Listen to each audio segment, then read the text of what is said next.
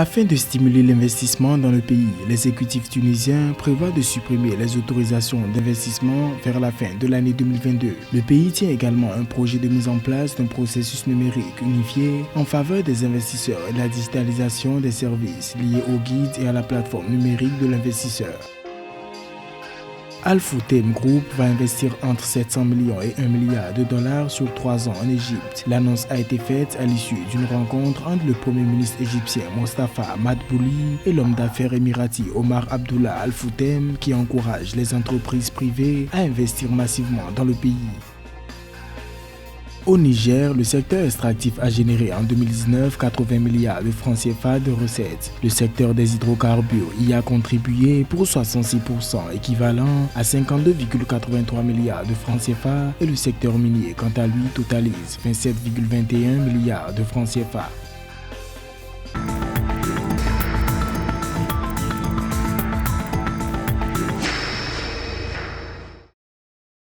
Le gouvernement tunisien a rendu public dans la nuit du vendredi 3 juin 2022 les grandes lignes du document de suivi de la mise en œuvre de son programme de réforme. Pour sortir de la crise économique et financière, la Tunisie prévoit entre autres de supprimer les autorisations d'investissement vers la fin de l'année 2022. Selon les autorités tunisiennes, cette mesure sera introduite dans le but de mettre à la disposition des investisseurs des avantages supplémentaires pour favoriser la création d'entreprises dans le pays. Des secteurs stratégiques seront ainsi plus accessibles aux investisseurs. La Tunisie vit depuis le 25 juillet de l'année dernière une urgence constitutionnelle et institutionnelle liée à des réformes et surtout à la mise en place d'une nouvelle constitution. Pendant ce temps, le gouvernement travaille à une réactivation du circuit économique et surtout aller vers ce qui fait la vocation première de la Tunisie, vers l'exportation de ses produits. D'après les récentes statistiques de l'Agence de promotion de l'industrie de l'innovation et de l'investissement du pays, le secteur de l'investissement tunisien a subi une baisse dans les industries exportatrices de 13,9%, passant de 383,6 millions de dinars tunisiens en 2021 à 330,1 millions de dinars tunisiens pendant les 4 premiers mois de l'année 2022. Également, les investissements industriels 100% étrangers et en partenariat sont passés de 374,2 millions de dinars tunisiens durant les 4 premiers mois de l'année 2021 à 287,5 millions de dinars tunisiens en avril 2022, soit en baisse de 20,5%. Je crois que finalement, le gouvernement a simplement compris que nous vivions dans un monde globalisé où il fallait effectivement permettre aux investissements étrangers d'entrer dans le pays, de faciliter à travers des mesures incitatives, comme c'est le cas grâce à cette réforme,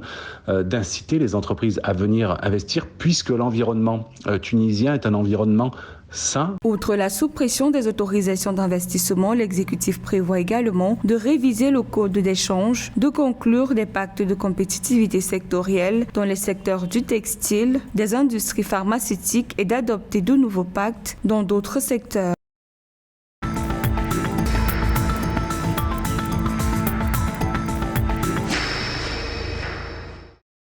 En Égypte, le groupe de l'Émirati Al Futtaim va investir 1 milliard de dollars sur 3 ans, selon un communiqué rendu public le 2 juin par le gouvernement. Opérant dans plusieurs secteurs, dont l'immobilier, le commerce de détail, l'industrie, les services financiers et l'automobile, le groupe de l'homme d'affaires Omar Abdullah Al Futtaim gère plus de 375 hypermarchés dans 30 pays à travers le Moyen-Orient, l'Afrique et l'Asie. Notons que les Émirats arabes unis ont injecté depuis la destitution du président Mohamed Morsi par l'armée en 2013 plusieurs milliards de dollars dans l'économie égyptienne.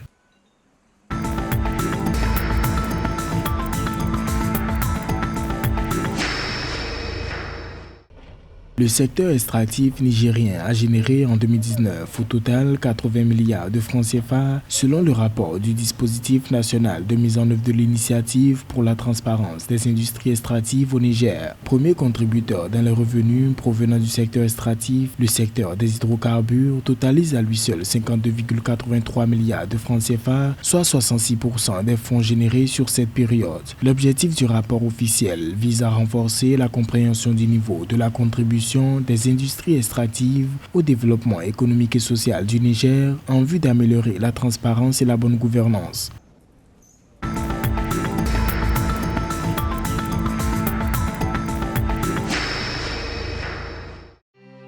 Le Fonds pour la vie et les moyens de subsistance du groupe de la Banque islamique de développement a annoncé que le volume de son financement pour 37 projets dans 22 pays membres de la banque est passé à 1,44 milliard de dollars. La banque indique à travers un rapport qu'elle avait consacré 681 millions de dollars pour les soins de santé, 557 pour l'agriculture et 204 millions de dollars pour les infrastructures de base. Par ailleurs, il a été souligné l'importance de mettre en œuvre des modèles de coopération pratique pour soutenir la croissance et le développement durable dans les secteurs de la santé, l'agriculture et les infrastructures de base.